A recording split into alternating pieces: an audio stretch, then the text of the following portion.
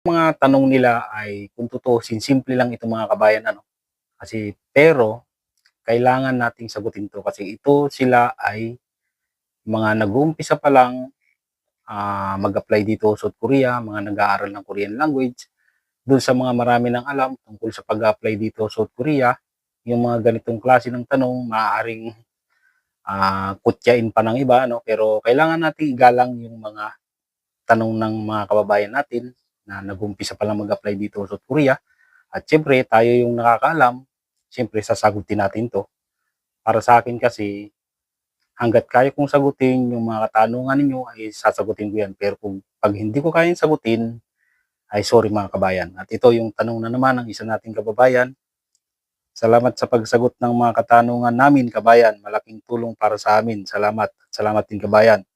Shoutout ulit. Shoutout sa iyo kabayan. Saka kabayan, ang tanong niya, paano nga pala 'pag nag-expired na yung approval namin tapos lumagpas na nasa edad namin na 38? Para mas maliwanag mga kabayan, simulan natin sa umpisa. Una, EPS topic exam. 'Pag pumasa kayo sa EPS topic exam, diretso kayo ng ISIARA test. Ngayon, 'pag bumagsak kayo sa ISIARA test, back to zero kayo. Mag-i-exam ulit kayo. Pero halimbawa na maghihintay ulit kayo next year ng EPS topic exam, kung kayo ay 39 years old na, syempre, hindi na kayo pwedeng mag-exam. Overage na kayo. Pero kung 38 years old pa rin, 38 years old pa lang naman kayo, maaring next year, pwede pa kayong mag-exam.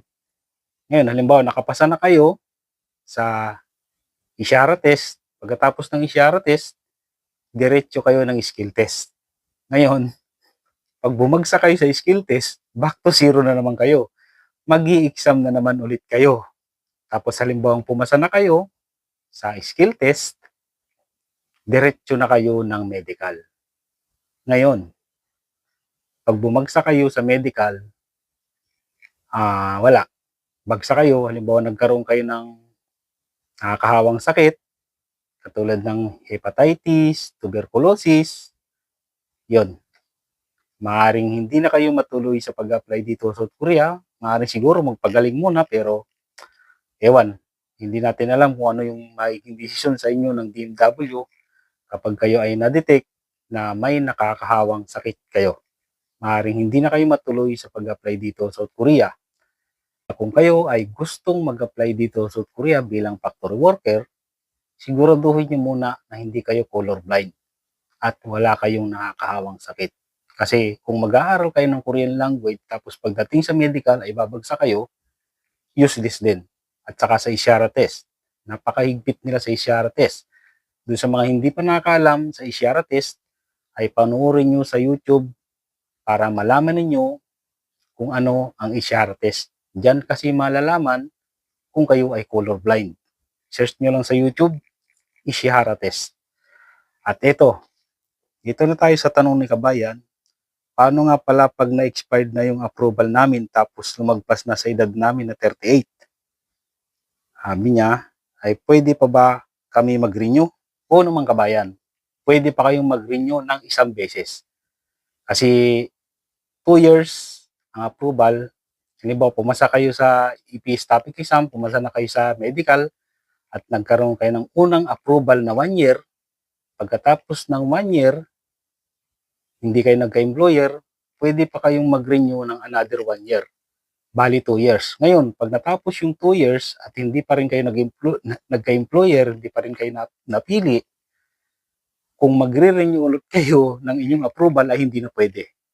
Hindi na pwede. Hanggang 2 years lang mga kabayan. Ngayon, kapag natapos yung 2 years at hindi pa rin kayo nagka-employer, siyempre hindi nyo na pwedeng i-renew yung approval.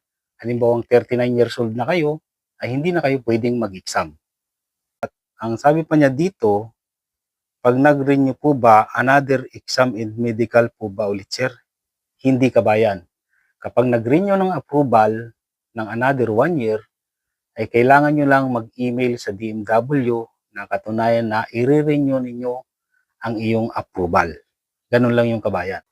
At gaano po ba katagal ang approval once na makapasa?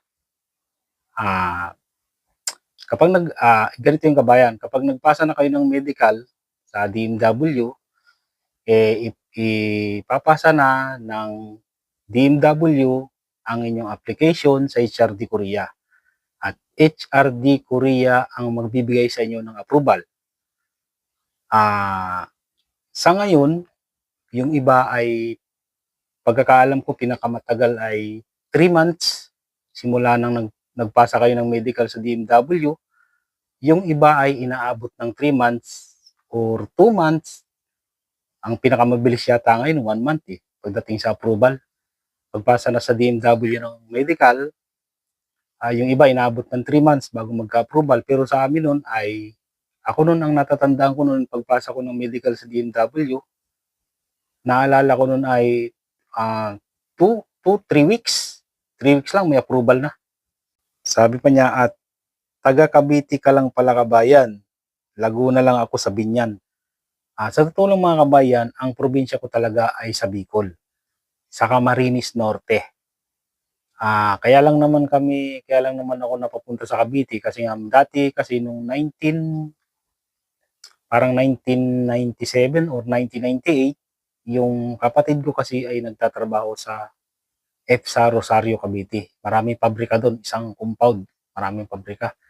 At siya yung nagdala sa akin doon, nagtrabaho ako doon.